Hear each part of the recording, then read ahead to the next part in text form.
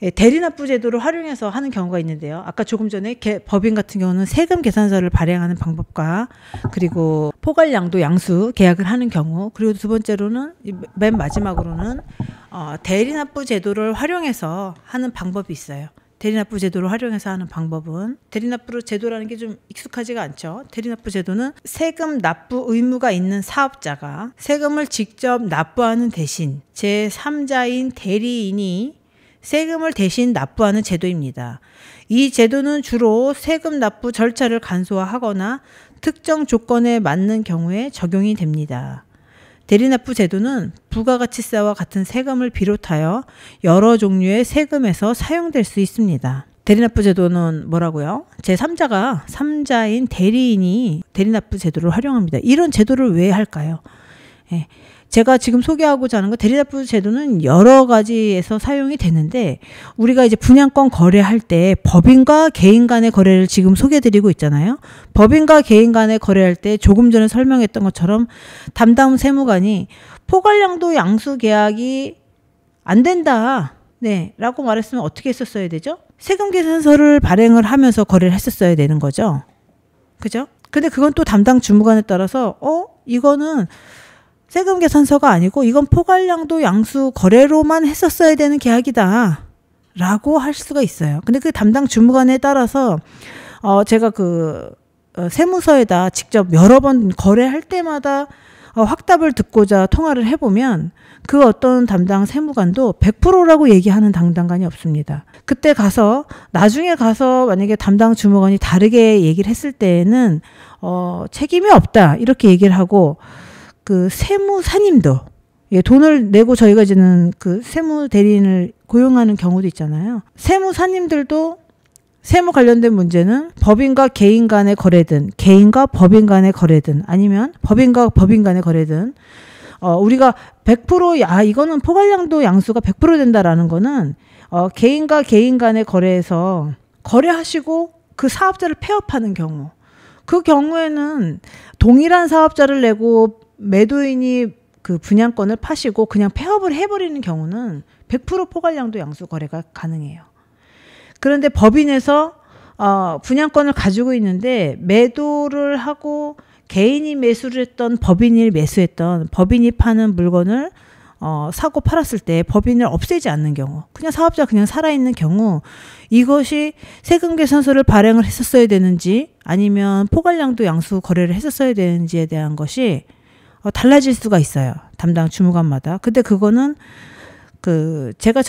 그거는 지문으로 문서로 국세청에 질의를 남겨서 답변을 받지 않는 이상은 그때 당시에 세무관이 포괄양수도 됩니다라고 했었어도 나중에 가서 이거는 안 되는데요, 이건 계산서를 끊었어야 되는데요 라고 하면은 그 피해는 고스란히 거래한 사람들 몫이에요. 그래서 만약에 나는 이거를 지금 현재 거래할 때 확실하게 국세청에다가 질의응답을 문서로서 남기고 문서로 받았다라고 하면은 효과가 있어요.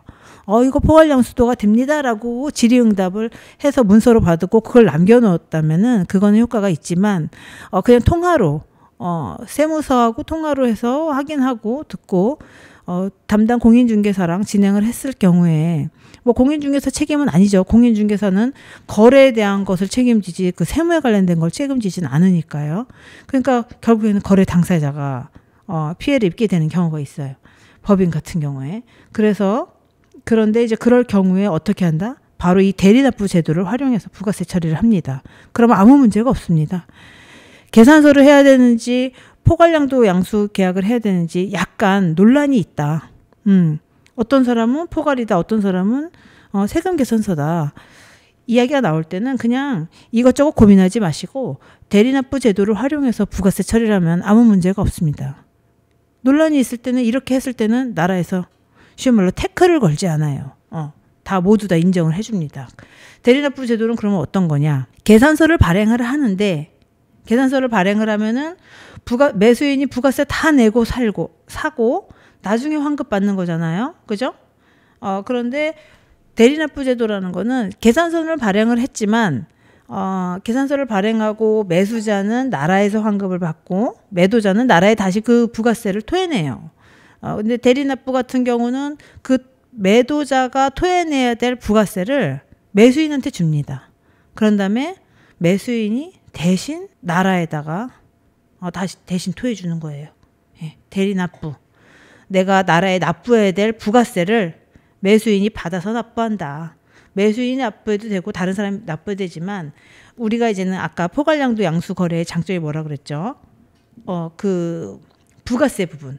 부가세 부분을 매도인이 환급받은 부가세 그 금액만큼을 매수가 거래가에서 빼고 주잖아요. 그래서 5억짜리를 4억 6천만 주고서 사는 거 아닙니까? 그런데 이제 그 계산서를 받게 되면 5억을 다 주고 샀다가 4천만 원 나중에 환급받는 건데 대리납부는 계산서를 발행을 했지만 거래가에서 부가세를 빼고 주는 거나 마찬가지예요. 네, 매도자가 본인이 나라에 납부해야 될 부가세를 매수인한테 주면서 거래를 하는 거예요. 그럼 거래의 금액에 대한 절차는 간소화가 되고 또 계산서는 확실하게 발행을 해놨기 때문에 혹시라도 모를 나중에 이제 포괄량도 양수 거래인지 계산서인지 이런 논란이 있을 때 아무런 문제가 없이 그냥 무사 통과가 됩니다. 그래서 법인 같은 경우는 대리납부 제도를 활용하는 것이 가장 그 법적으로는 안전하다. 약간 생소하고 처음에 할 때는 좀 헷갈리긴 한데 이 제도를 한번 이용하셔서 거래를 해보시는 것이 좋을 거라고 생각이 돼서 소개를 드립니다. 그럼 자, 그 부가가치세 대리납부 신고를 한번 직접 해봤는데요. 이런 영상을 만들고자 제가 한번 직접 대리납부 신고서를 한번 작성을 했습니다. 대리납부 신고서 아주 간단합니다. 그 부가가치세 대리납부 신고서라는 것을 그 국세청에서 요 양식을 다운 받으셔가지고 사업의 양수자, 내가 사는 사람, 양도자는 파는 사람. 그래서 양수자의 이름, 상호, 개인이면 아까는 오늘 소개해드리고 있는 그 거래건은 매수자가 개인이었죠. 그럼 개인의 이름, 사업자 본인도 이제 사업자 등록증을 냈으니까 아까 매수하고 나서 사업자 등록증을 냈다 그랬잖아요. 그럼 아까 사업자 등록 번호, 그리고 대표자 성명, 사업장 소재지, 그리고 부동산업, 아까 업태 부동산업 동일하게 냈었죠. 예, 그래서 뭐 포괄로 할지 세금 계산할지 좀 헷갈렸는데 그냥 대리납부로 하는 것으로 진행을 했습니다. 그 사업의 양도자의 인적사항, 매도자죠. 매도자, 물건을 판 사람. 아까 매도자는 법인이었죠. 그래서 법인, 주식회사 뭐뭐뭐 이름 쓰시고 사업자 등록번호 쓰시고 소재지 쓰시고 대표자의 성명을 쓰시고 그리고 아까 그 법인도 부동산업이었어요. 부동산 종목은 매매로 되어 있었고 아까 부가세 금액 한번 보셨었는데 계산서 발행했을 때 얼마였냐면은 그 건물분에 대한 부가세는 2,411만 2천 원이었고 요 금액 그 옵션에 대한 부가세가 15만 4천 원이었죠. 요거 대리 납부를 하겠다. 누가 납부한다? 네, 양수자가 납부한다.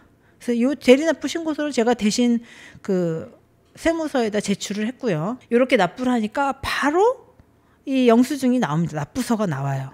그리고 요 영수증 가지고 여기에 써 있는 그 가상 계좌로 바로 납부를 하면 됩니다. 뭐 매도자는 내가 나라에 납부해야 될 부가세를 매수인한테 주면서 좀 불안할 수 있잖아요.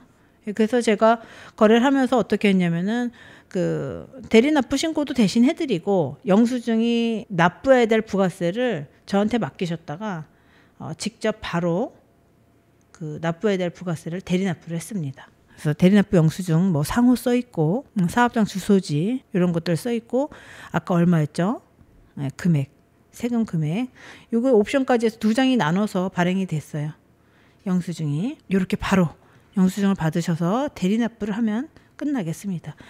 개념이 처음에 이야기 들을 때는 매우 복잡한 것 같지만 어쨌든 거래하고 나서 나중에 문제가 돼서 내가 환급받을 부가세를 제대로 환급을 못 받는다거나 내가 이제 그런 세금적으로 불이익을 받게 될 수가 있으니까 법인 같은 경우는 이렇게 조금 귀찮아도 대리납부를 하면 마음은 편합니다. 그리고 요거 대리납부를 하거나 세금 계산서를 발행을 하거나 포괄양도 양수 계약을 할 경우에 법인 같은 경우 그 세금 계산서 발행 금액이 이슈가 되는데요. 일반 개인과 개인 간의 포괄양도 양수 거래 가격 같은 경우는 사업자 전체를 양도 양수하는 거래이기 때문에 부가세 금액에 큰 변동이 없어요. 그냥 그대로 매도자가 환급받은 부가세 금액을 거래 금액에서 매수인은 빼고 주는 거예요. 그 금액 그대로를. 근데 법인인 경우에는 프리미엄에 대한 부가세를 안분 계산을 해야 돼요. 이 부분을 놓치면서 거래하시는 분들이 되게 많은데, 그 건물분에 대한, 우리가 이제 분양권 사면은 그 분양권은 아직 지어지지 않은 그 건물을 분양받을 권리잖아요. 거기는 이제 토지분이 있고 건물분이 있어요. 이게 다 모든 건물마다 이 비율이 달라요. 보통 뭐 22대 8로 되어 있는 경우도 있고, 뭐 3대 7로 되어 있는 경우도 있고, 토지가 3이고 건물이 7인 경우도 있고, 거래 금액이 수도권 서울로 갈수록 이 토지 부분이 금액이 커져요. 말하자면 서울은 이제 땅값이 비싸잖아요. 뭐 5억의 경우에 뭐 3대 7이다. 그러면 만약에 10억이라고 할까요? 계산하기 쉽게. 10억의 경우에는 토지가 3억인 거고 건물이 7억인 거예요. 3대 7이면. 예. 그런데 이제 이것이 만약에 마이너스가 됐던 플러스가 됐던 이 가격 자체가 바뀌면은 이 비율도 바뀌는 거예요. 이 비율에 따라서 이 금액이 토지와 건물분의 금액을 다르게 산정해야 된다 그거죠. 원래는 원칙적으로. 우리가 조금 전에 거래했던 경우는 최초 분양 시 분양가가 5억 5천이었습니다. 5억 5천이었고 총 부가가치세 금액이 4,016만 원이었는데 마이너스 5,800만 원에 거래하게 된다면은 원래 분양가가 5억 5천에서 마이너스 5,800이면은 4억 9,200만 원에 거래를 하시게 되는 거죠. 그럼 4억 9,200에 대한 건물분에 대한 그 비율을 다시 계산하셔야 된다. 원래는. 예. 왜냐? 5억 5천에 대해서 3대 7로 나눠서 건물분과 토지분이 생기고 그 건물분에 대한 부가세를 환급받은 거거든요. 토지는 세금이 없어요. 건물분에 대한 것만 부가세를 환급을 받으신 건데 마이너스 5,800이 돼서 이것이 물건 가격이 4억 9,200이면 여기에 대해서 3대 7이면 금액이 바뀌는 거죠. 그러면 건물분과 토지분 금액 자체가 바뀌면 건물분에 대한 부가세도 바뀌는 거예요. 그래서 꼭 부가세를 같이 감가를 해주셔야 됩니다. 프리미엄이 플러스로 붙게 되면 그것 또한 바뀌게 되는 거예요. 프리미엄이 발생했을 경우 마이너스가 됐던 플러스가 됐던 프리미엄이 발생했을 경우에 부가세 금액에도 변동이 있는데 이것에 대한 계산 방법은 또 오늘 영상이 너무 길어졌기 때문에 다음 영상에 준비해 보도록 하겠습니다.